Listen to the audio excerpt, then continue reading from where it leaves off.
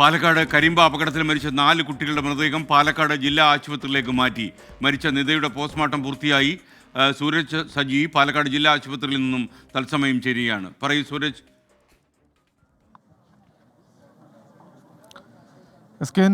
ഈ മരിച്ച നിതയുടെ പോസ്റ്റ്മോർട്ടം നടപടികൾ പൂർത്തിയായിട്ടുണ്ട്. ഇപ്പോൾ രണ്ടാമത്തെ കുട്ടിയുടെ പോസ്റ്റ്മോർട്ടം നടപടികൾ നിലവിൽ പാലക്കാട് ജില്ലാ ആശുപത്രിയിൽ തുടരുകയാണ്. നമ്മളിപ്പോൾ ഈ പാലക്കാട് ജില്ലാ ആശുപത്രിയിലാണുള്ളത്. ഇവിടെ ചില വിവരങ്ങൾ കൂടി പുറത്തു വരുന്നുണ്ട്. അതായത് ഈ കുട്ടികളുടെ ഈ സംസ്കാരം സംബന്ധിച്ചുള്ള പുതിയ വിവരങ്ങളാണ് പുറത്തു വരുന്നത്. അതായത് നിലവിൽ ഈ സ്കൂളിൽ, അതായത് പോലീസ് ഉൾപ്പെടെ വന്ന് ഇപ്പോൾ വിവരങ്ങൾ ശേഖരിച്ചുകൊണ്ടിരിക്കുകയാണ്. അതായത് ഈ നിലവിൽ മരിച്ച കുട്ടികളുടെ മൃതദേഹങ്ങൾ ഈ സ്കൂളിൽ പൊതുദർശനത്തിന് വെക്കാനുള്ള ഒരു തീരുമാനമുണ്ടായിരുന്നു. പക്ഷേ അതിൽ ഈ സമയതാമസം ഉണ്ടാകും എന്നതിനെ തുടർന്ന് നിലവിൽ അതാത് വീടുകളിൽ മാത്രം പൊതുദർശനത്തിന് വെച്ച ശേഷം പൊതുവായി പ്രദേശത്തെ ഒരു കമ്മ്യൂണിറ്റി ഹാളിൽ വെക്കാനുള്ള ഒരു തീരുമാനത്തിലേക്കാണ് ഇപ്പോൾ ഈ നാട്ടുകാരടക്കം എത്തിയിരിക്കുന്നത്. അതിനുശേഷം മാത്രമായിരിക്കും നിലവിൽ നമ്മുടെ ഈ പൊതുദർശനം അടക്കമുള്ള ചടങ്ങുകളെ സംബന്ധിച്ച് എന്താണ് തീരുമാനം?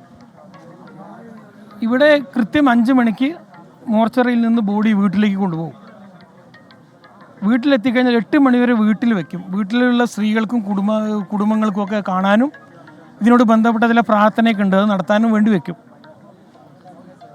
8 മണിക്ക് വീട്ടിൽ നിന്ന് എടുക്കും. 8:30 മണിക്ക് തുപ്പനാട് കരിമനക്കൽ ഹാളിൽ പൊതുദർശനം വയ്ക്കും. 1.5 മണിക്കൂർ കഴിഞ്ഞാൽ കൃത്യം 10 മണിക്ക് തന്നെ ബോഡി പള്ളിയിലേക്ക് കൊണ്ടുപോകും. പള്ളിയിൽ അകത്ത് നമസ്കാരമുണ്ട്, പിന്നെ പുറത്ത് മറവ് ചെയ്യുമ്പോൾ 4 ബോഡി ഉണ്ട്. അതുകൊണ്ട് 2 മണിക്കൂർ ഉണ്ടെങ്കിൽ തന്നെ തികയില്ല. അതുകൊണ്ട് കൃത്യം 10 മണിക്ക് തുപ്പനാട് കരിമനക്കൽ ഹാളിൽ നിന്ന് ബോഡി പള്ളിയിലേക്ക് കൊണ്ടുപോകും. അതിൻ്റെ പ്രാർത്ഥനയും ഞങ്ങളുടെ മതപരമായ കർമ്മങ്ങളൊക്കെ നടത്തിയതിന് ശേഷം ബോഡി മറവ് ചെയ്യുന്നതാണ്. എത്ര പോസ്റ്റ്മോർട്ടം നടപടികൾ പൂർത്തിയായിട്ട്?